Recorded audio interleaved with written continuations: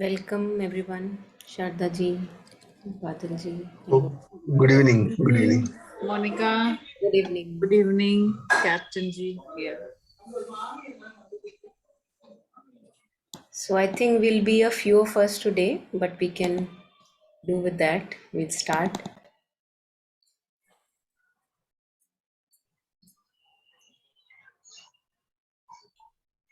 Mm, yeah, I think we started with morality and spirituality last time. Yeah, spirituality and morality. Yeah, yeah, yeah, this one. So it's a long one, and I don't think that we completed it, right? No, Yeah. Okay. So maybe we can take an overlap. So we'll just go through the passage and see what comes up. So would anyone want to read it out for all of us? so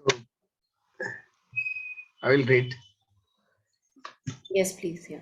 uh, morality, religion, yoga, spirituality, and morality. There is a great difference between spirituality and morality. Two things that are constantly confused with each other. The spiritual life, the life of yoga, has for its object to grow into the divine consciousness and for its result to purify, intensify, glorify, and perfect what is in you. It makes you a power for manifesting the divine. It raises the character of each personality to its full value and brings it to its maximum expression. For this is apparent of the divine plan.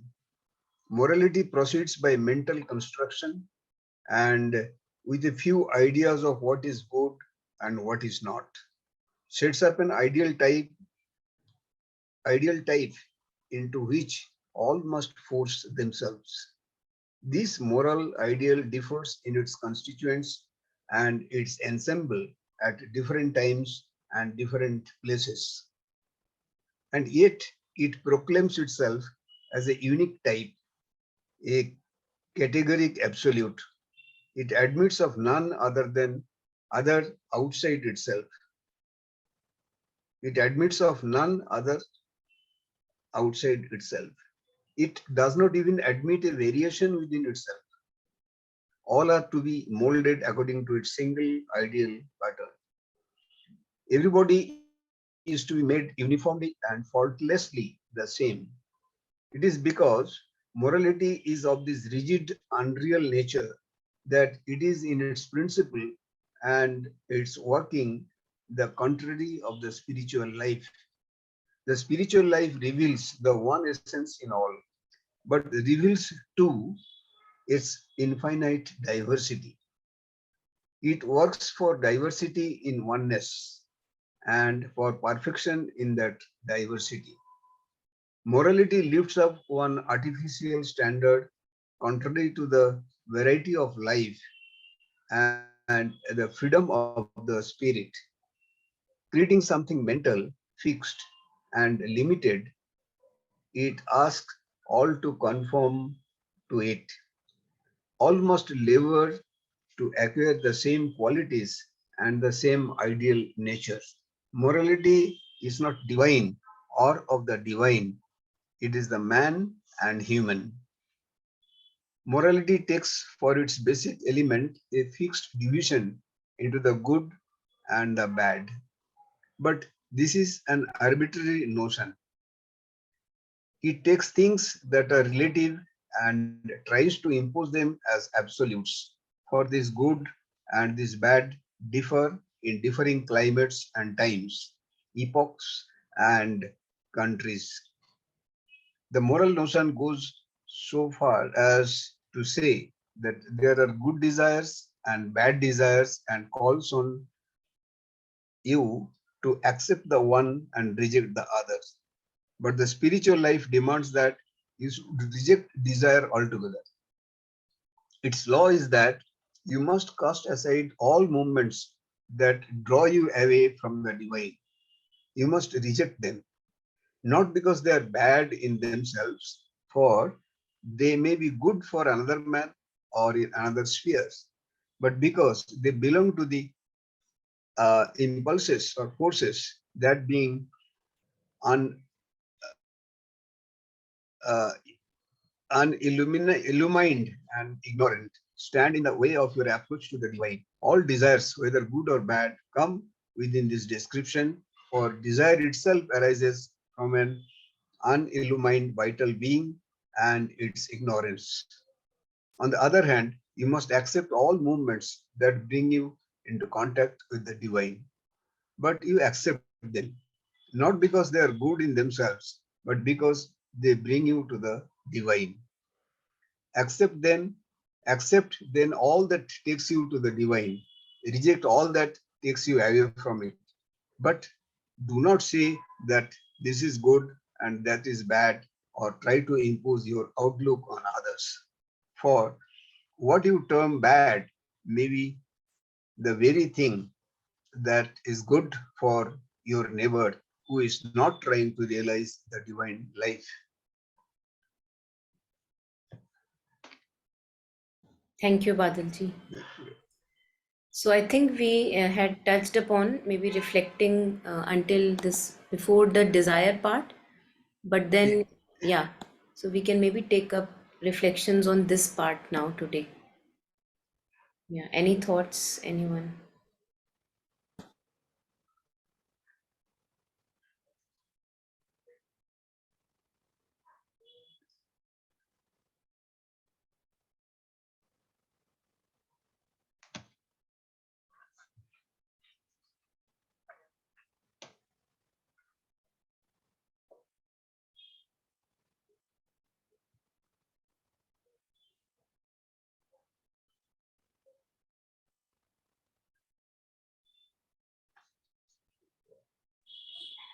I think this whole perspective of good and bad is changing here. And it's like the good and bad is only for you and not for the other person, which is actually quite disorienting, right? Because for inside our mind, we are the world, or the one person is the world,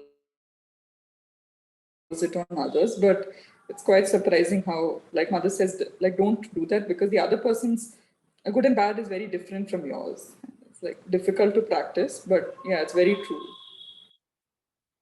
More or less, we know that, this is not correct to say this is bad or that is good. But by practice, we are so habituated, as you always say, we cling to what we want to say. So we say that, but the mother has explained it so beautifully. At least after reading this, we must remember this. Yeah, Once in sometimes we should definitely try to remember. We have to keep practicing it. But we are so habituated in telling others that what I'm doing is right. No, this is only right. We stress upon it. Yeah. absolutely, absolutely. I think no one, has said like this, like feeding a child. The mother has said so many things, so many things. If we follow one or two, we would reach definitely greater heights. That would be Yeah, enough. that Yes, way, following one or two would be enough. You're right. Yes. but True. in that way, these sessions are really helpful. At least, as you always say, we remember what we have done in the sessions. Yeah. Beautiful. Yes. Yes, Sujata ji, please unmute and share, please. Unmute. Right.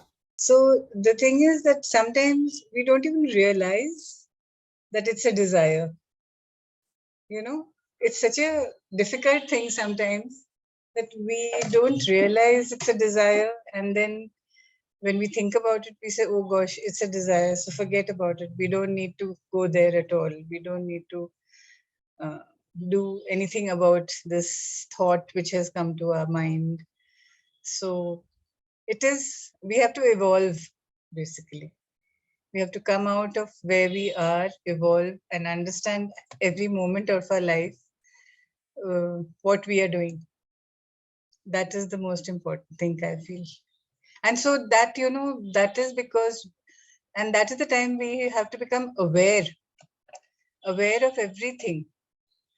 So it's not easy. It's quite tough.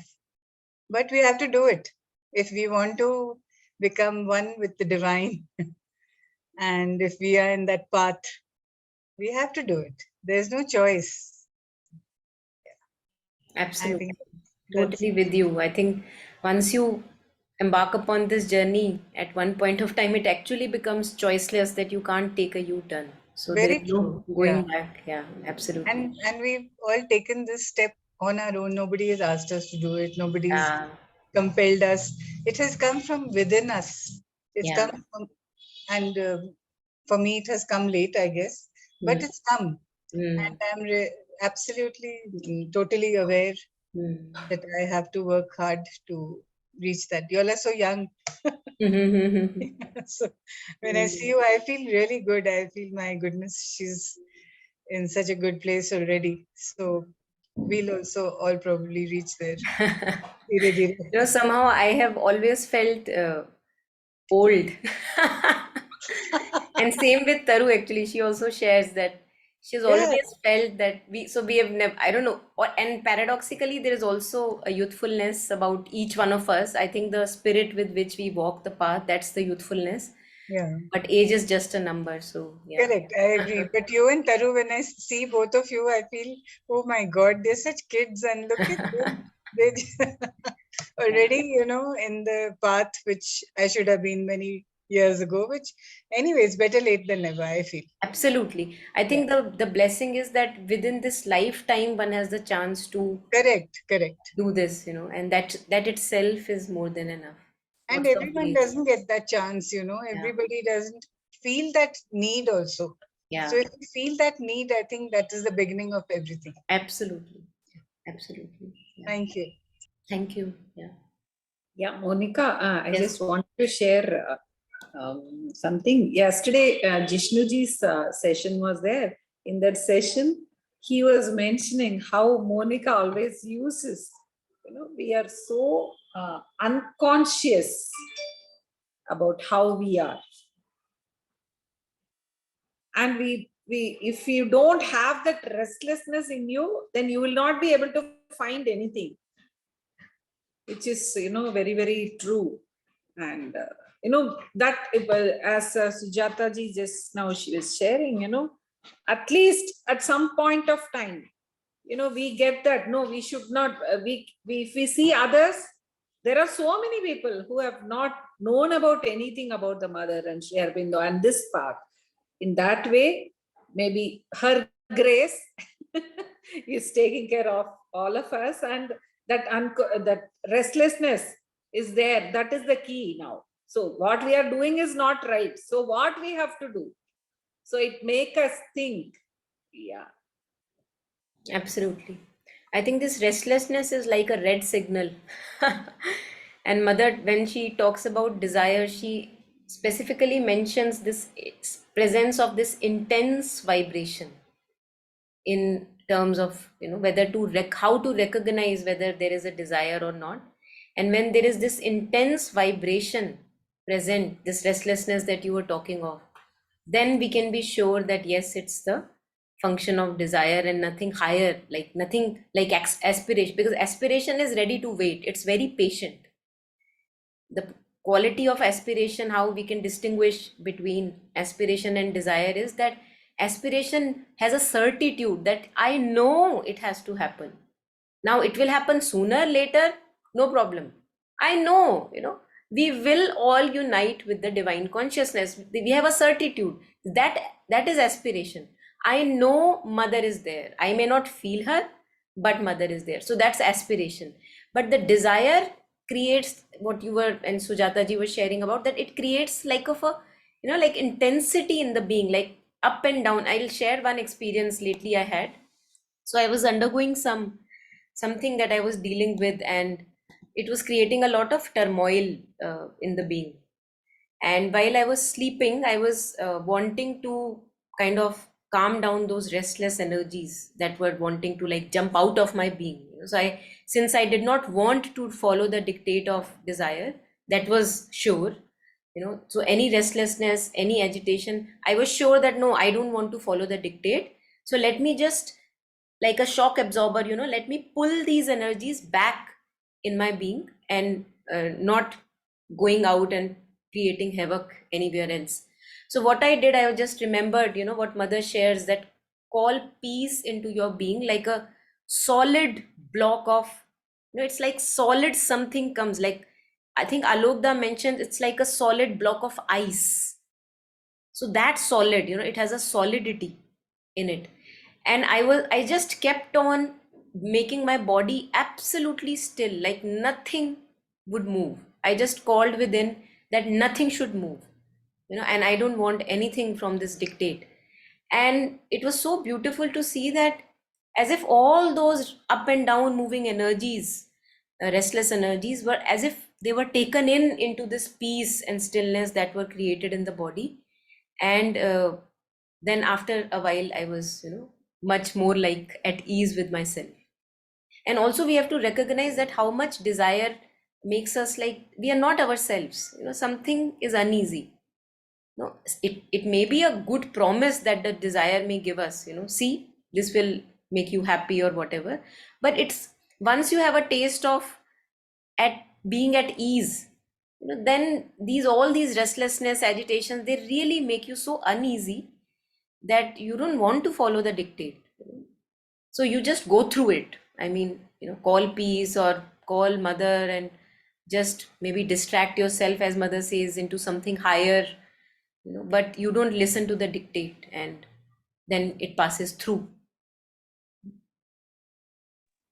Beautiful experience, Monica. Yeah, We have to be aware that what we are going through. You always say we have to be vigilant. Mm. Otherwise, if we are unconscious, definitely we'll be in that trap. Yeah, one moment of non-vigilance and we are in the trap. I've seen this happen with me so many times. Oh my God. And that's why they say that it's so simple yet so difficult. Yes. So simple, yes. Being vigilant, oh, we are at ease, no desire, nothing, we are remembering the mother. The moment, as Sujata ji was sharing, that we have to become more and more aware, what's happening in the being. The moment you slip, down comes the slippery slope, and the old storyline is back again, everything as if nothing died. All is alive, full and, vibrant. Yeah. So since 2 days, I started practicing. See, I sometimes, words slip out of the mouth. Maybe we are not vigilant, and our, something in us want to speak. I noticed that something in me wanted to speak the words which were not necessary.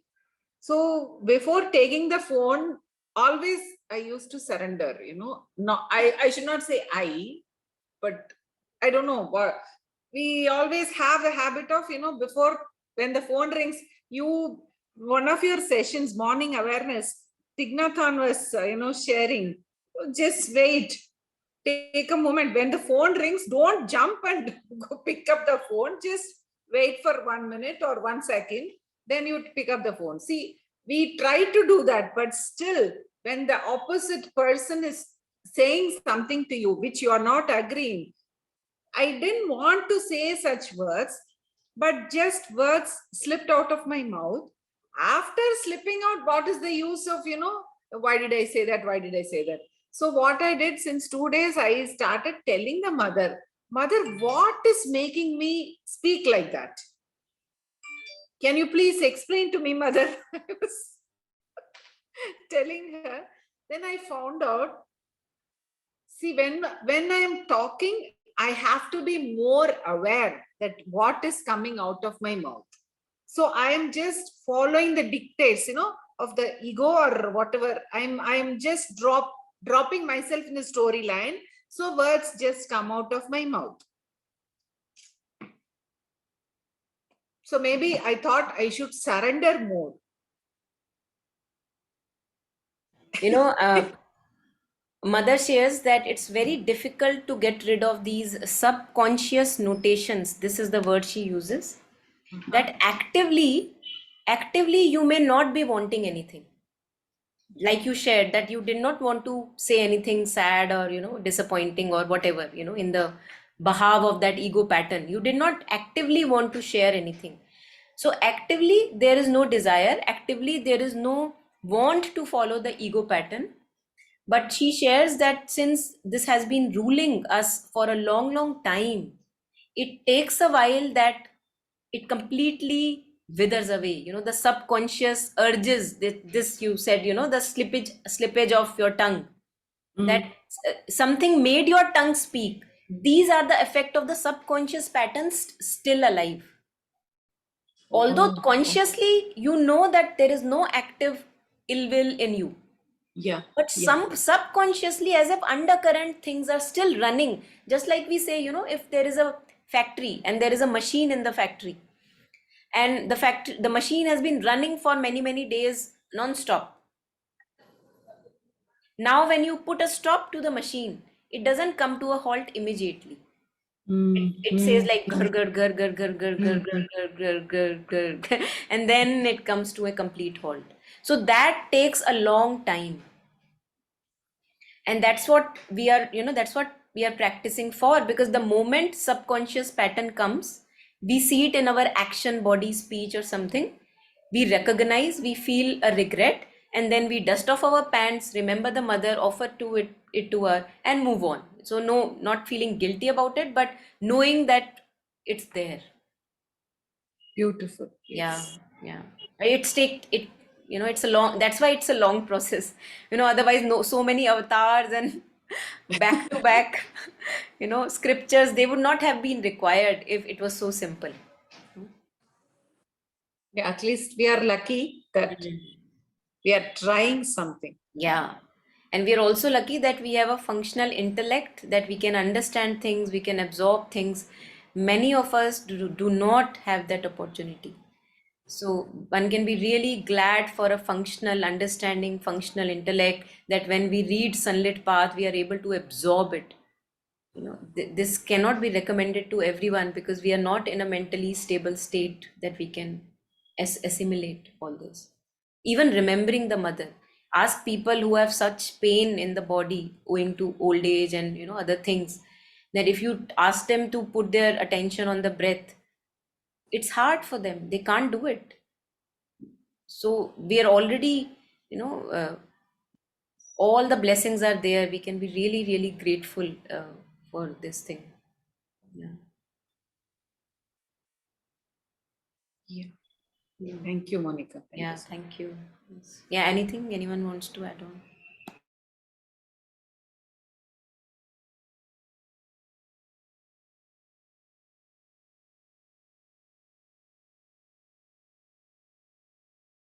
So I think this is very clear for all of us who actively want to walk the path, that desire, since it creates a restless agitation in the being, it makes us uneasy. No matter, it may promise something, some temporary happiness, but yet we know that it makes us uneasy.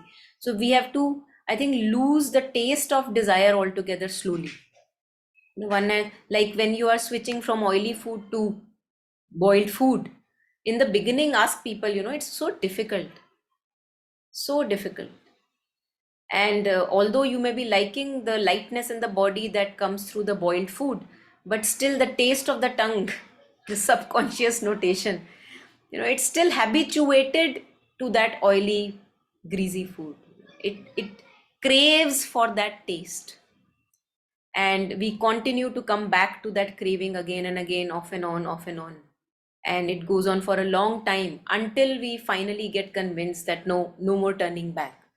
So that's how it is with desire. We have to lose the taste for agitation in the being, and we have to develop a taste for an ease in the being, like like simple mind, uncomplicated mind, no manipulations, a transparency in the heart, goodwill in the heart. So we have to develop a new taste, and that takes time. So this desire is a law that you must cast aside, not because they are bad in themselves, for they may be, that cast aside all movements that draw you away from the divine. So I think this is also very important because we are all seeking fulfillment. All of us are seeking fulfillment, especially when we operate from the ego consciousness. It wants to have fulfillment. That's why we run after anything that brings us happiness. And we have to slowly, I think, realize that it's only in the divine that all my things can be met. No person is capable of doing that because each of us is trying to fulfill that lack. Just like I am trying to fulfill my lack, which is an endless lack that I feel, each person is trying to do that also. So I think that makes me realize that the best possibility for each one of us, if we are to be of benefit to anyone along with our own self, is to turn for this fulfillment part to the divine, because knowing that I will still continue to live in the world, have worldly interactions, relations, workplace interactions, everything will go on, but I would not be seeking fulfillment there. That need is met with the divine. Then it's like, how can I offer myself in either relationship or workplace or all the interaction? So then it is about offering.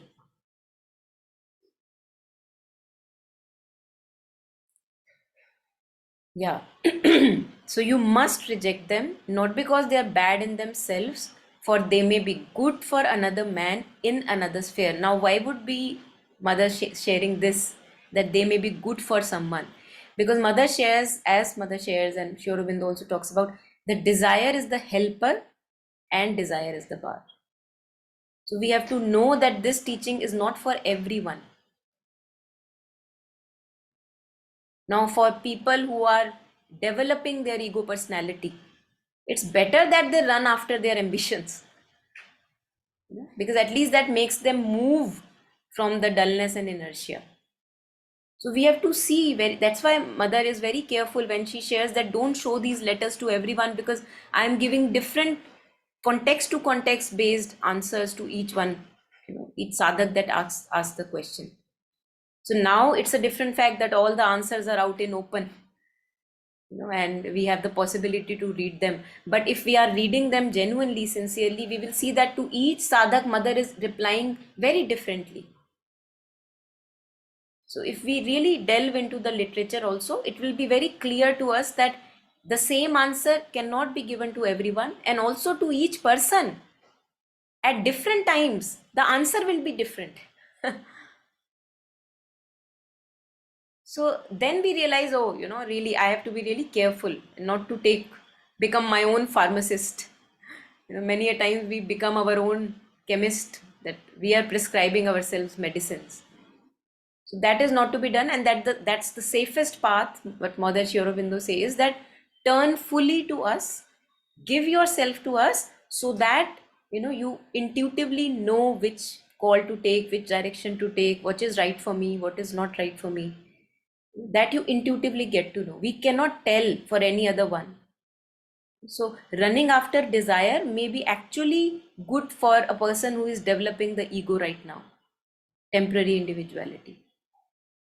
For them, running is very important. But for us who have ran after desires, many, many desires, then it is, we naturally through our experiences, we see that they bring us trouble and time for us to give up desire, and hence also offer our own self to the divine. So I think that's why, just a reflection, there must be more to it, but that's why mother shares that, for they may be good for another man or in another sphere, but because they belong to the impulses or forces, being unillumined and ignorant, stand in the way of your approach to divine. For those who are actively seeking this union, for them it's now an obstacle.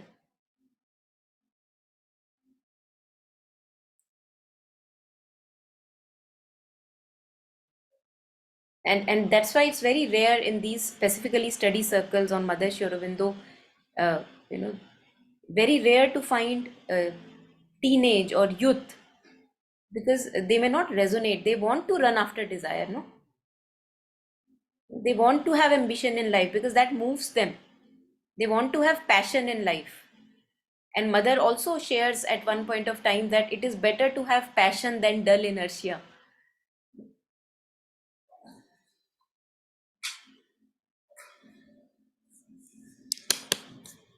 So I think it's something like homeopathy, that in homeopathy also, you can't prescribe the same medicine to every person because it would depend on the nature of constitution of the person. Many of us, many homeopaths may prescribe the same medicine, for everyone, but the ones who are taking this constitutional approach, based on your constitution, the way you are, swabhava, they will first ask you many questions, then give you the medicine. So it's almost, I think, that like that. Yeah, anything here? Anyone? Yes, I thought a lot of things when you were talking. I totally agree. Uh, I think that many paths that maybe are put uh, great emphasis on some ascetic movement, it can be harmful for teenagers or for young people who would Uh, have a uh, very strong Johan, stride. can you just put the mic a little closer to you because it's going off in between your voice? Okay, Yeah, better, it's clear. better. Thank you. Uh, yes, and I think this flexibility, this wideness of this path of this understanding is also uh, it's wonderful, and you cannot make a dogma out of it, and that is wonderful and in some way difficult to, like, you cannot grasp it in a fixed way, but also that it's wonderful that you cannot put yourself in this place of knowing the truth for another one, or that I think that is, I see this in many paths, or like, I think it's like poison.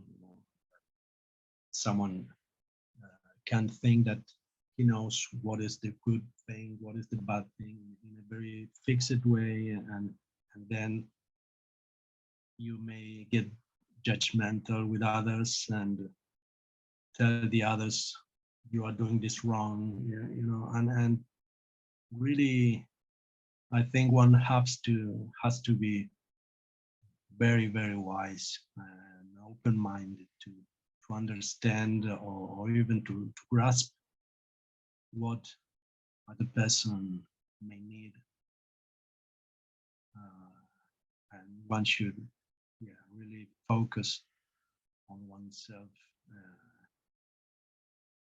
also with a very wise understanding, because of this, because one has to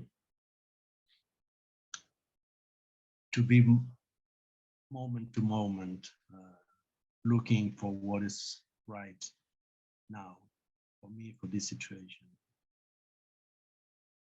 It's very interesting. Yeah, I think it's good to realize the futility of our words. It's quite liberating that even if we don't speak, world is not coming to an end. You can have a maun breath today and not speak, have a silent day today. So it's really, as you were sharing, that when we realize that one has to be so, really have a large consciousness, which we don't have at the present moment. So anything that word of advice that we give, any suggestion that we are giving, it may have a relative benefit, but of course, many a times it may actually do harm. So when we realize that how limited our window is, then we don't take ourselves so seriously and not take our suggestions so seriously, and not take our ideas so seriously, because we know that all that we have is just a very little narrow pinhole, window, nothing more than that. And the universe knows better, the mother knows better how to take this forward. Yes. Because many a times, many of us who engage in many discussions of giving advice to each other, you could have seen that many times when the other person doesn't listen, or maybe the person took the advice very seriously but he didn't follow, it actually creates a vibration in you. Why didn't he follow? I gave such a good advice. So I think there we can put our foot down, saying that nothing wrong, since I don't know what's the best. So there we have the chance to take ourselves less seriously, which is very liberating. Yeah.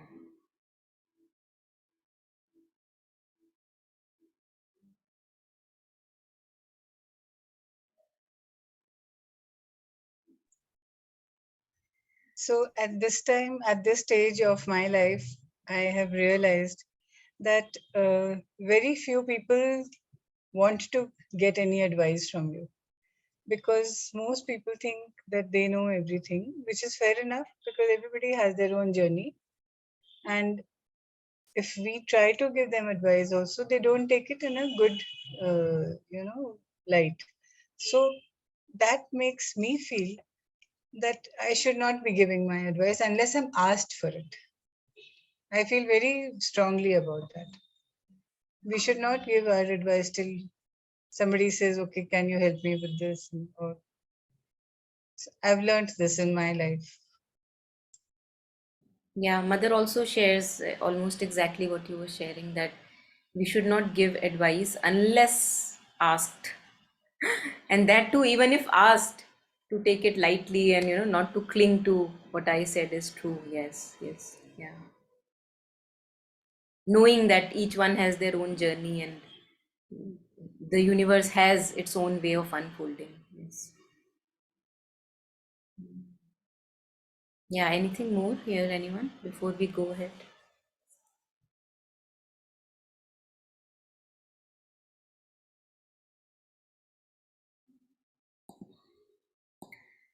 So I think this is again, I feel the crux of it all, which we were yesterday also in the heroic heart session, we were discussing this basic clinging, and how mother talks about that we have to move from the desiring self to the true self. Because the desiring self, the vital soul in man, is very clingy. It just clings to everything, clinging to ideas, clinging to images, clinging to people, situations, my ideas of this and that makes us suffer. So from clinging, we have to recognize clinging, that yes, it is bringing me suffering. So through suffering and through restlessness, what we were sharing earlier, we realize that how much pain following this vital soul or the desired soul brings to our life. It creates so much misery, and if not for suffering, we would not realize it. So I think it's good sign that suffering is there. Just like, we have physical pain in the body. Unless there is physical pain, we don't realize that we have to rest. Many of us, workaholics, we keep on working until the head aches and the stomach grumbles. So the body gives indication that please settle down, rest for a while, not the right direction. So just like physical pain, if I have put my hand in the fire, if it doesn't pain because of the fire, then how would I know that I have to keep my hand out of the fire so that I don't get burned? So just like that, emotional and mental pain which we get when we follow the desired soul, I think it's an indicator for us in ignorant consciousness that, hey, something is wrong, turn back, take a U-turn. So it's good, as in Savitri, the need for pain is there. Why pain has to be there in this ignorant human consciousness? Otherwise, how would I know that I have to turn within? Because going outward, going astray, I go too far, get too much glittered, attractive, everything is so attractive, promising. But when it begins to pain, then I turn back home towards myself. So again, then the journey begins from the desiring, stepping back from the desiring soul and walking towards my true self. So all desires, whether good or bad, come within this description. For desire itself arises from an unillumined vital being. So as with Mother and Aurobindo, there is a higher and inner vital, and then there is this outer vital. So mostly we are in the outer vital, which is always lacking and desiring, and me, my needs should be fulfilled. Unillumined vital being and its ignorance. On the other hand, you must accept all movements that bring you into contact with the divine. And that's why anything that brings us towards connect with the mother, towards more peace, harmony in myself and also outside of myself, that is more than welcome. So all the tools, all the methods which help me on the way are more than welcome. So you must accept all movements that bring you into contact with the divine. And if the very same movement actually takes me now away from the divine, it can happen, that you were uh, the same situation which was actually so far helpful in bringing you in touch with the divine has now become a bother. And the very instance we should be very okay to drop it, because the focus is being in touch with the divine consciousness.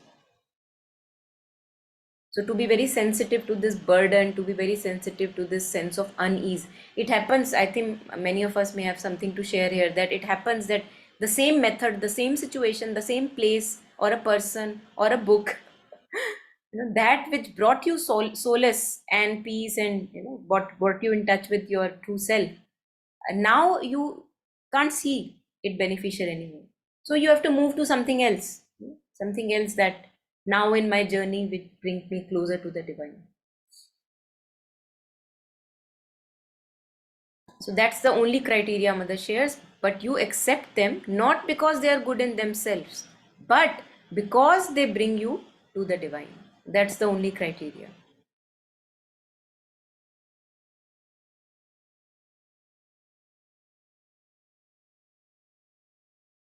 Accept then all that takes you to the divine, reject all that takes you away from it. I think it's a wonderful tool, really, to keep us within ourselves.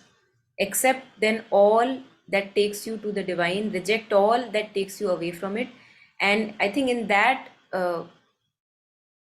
many a times we have to go through instances where we may be called arrogant, selfish, or maybe unsocial, unfriendly, but just taking it all in our stride. Because how society sees a person is a different thing, but how one walks on the spiritual path, and there comes phases where at times you have to take your stance, that no, this is not giving me any ease, I don't want to take that situation bring it to my life. So rejecting it. And many a times people may call one is arrogant, selfish, too indifferent, too cold, but I think if one is guided from within, then there is no point to focus on these outer things. Just like a sapling has to be fenced in the beginning, it has to be fenced, taken care of until it gains strength. So that's why aspiration and rejection, especially in the beginning of all these movement which may take us away from the divine, very important. And it may suit, actually, it may suit the other person, so not to impose your outlook on others. So for example, one example that I may use here is that, personally I don't feel very inclined to go to celebrations, like, because I feel that they just are on the surface for me, and I don't get anything being there. It's like just maybe a time wasted for me. But parallelly, I have to know that it may be a time wasted for me, but for someone else, he may actually feel a call towards going to celebrations. So I think that's where we have to realize that as Joanne was also sharing, it can't be a formula that we impose on anyone. So if someone feels inclined that yes, this gives me something at this phase of my life. Okay, go, socialize, interact. But so one has to be really very, vigilant here, not to keep enforcing. And each person is in its different phase of life and has therefore different demands. So for especially, I have little children, and some of us have, where we can realize that for them, going to a get together or meeting peers, interacting with same age group, it's very important for them. So I cannot impose that you don't go, because interacting with peers, developing social skills, emotional relationships, it's their need of this phase in their life. So we can't impose that, say I have learned not to go to these social gatherings, so you also don't go. This can't be imposed. The child will become a rebel. He'll be revolting all the time. Yeah. So I think that's it here from my side. Any reflections, please share.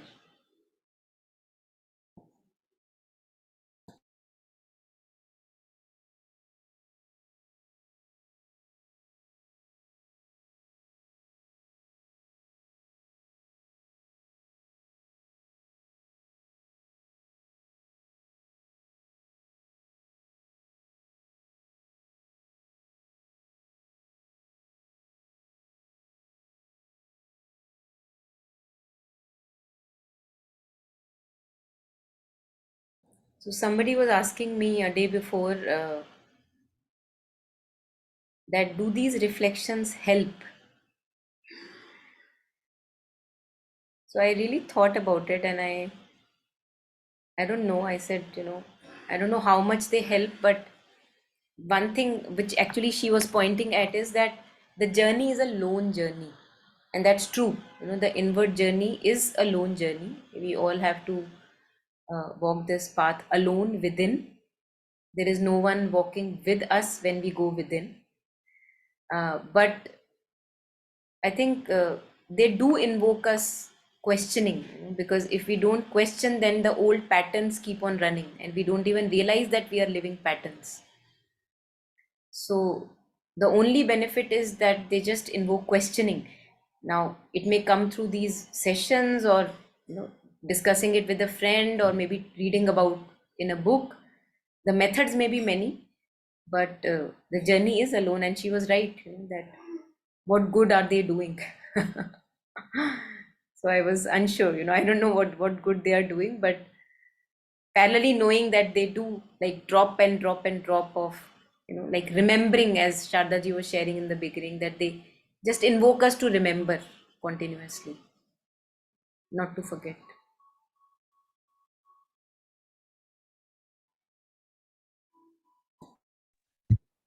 Absolutely. Yeah. And I think also that this path has a, I wouldn't say social, but it's a path that uh, ask us to manifest something, as a whole.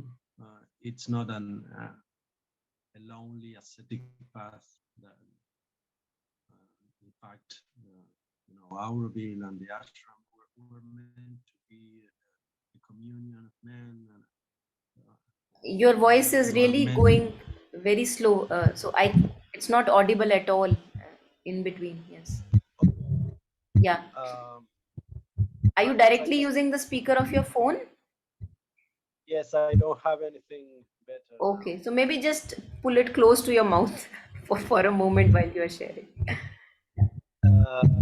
Yes, I was thinking about you know Auroville and the ashram were meant to be an experiment of human unity.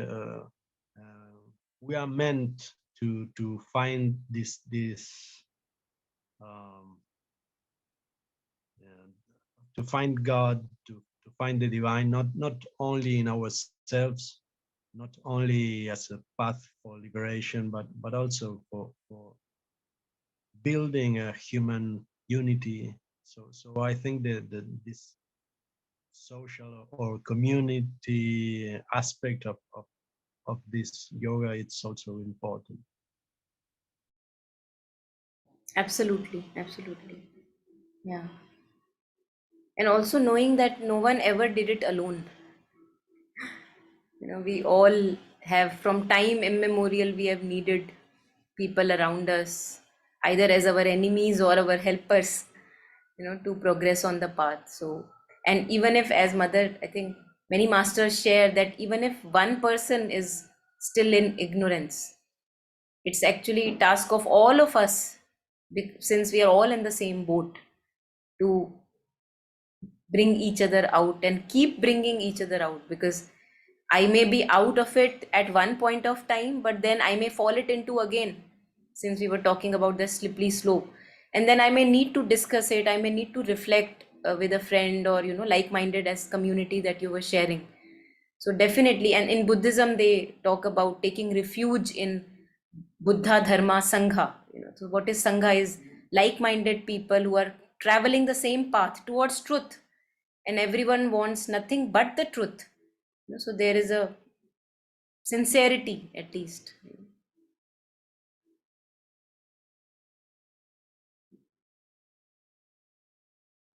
Yeah.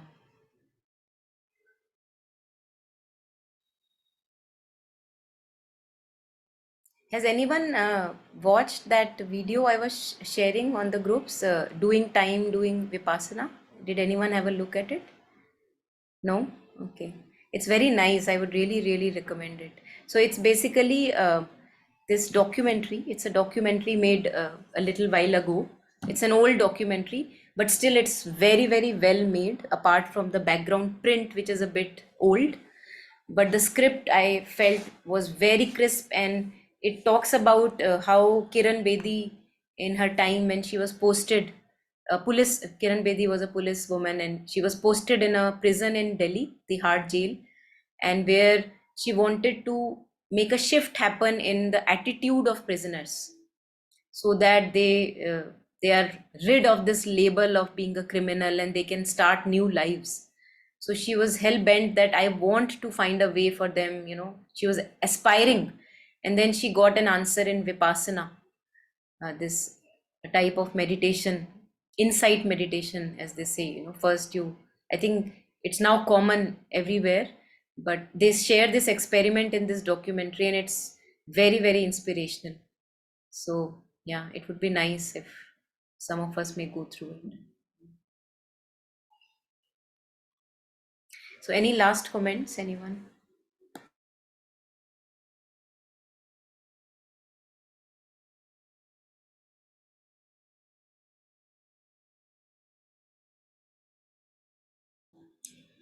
Okay, so I think we'll take up the next passage, which begins with a new heading next time, and just maybe taking this last one moment to uh, share this merit with all the sentient beings, and may all of us have peace at heart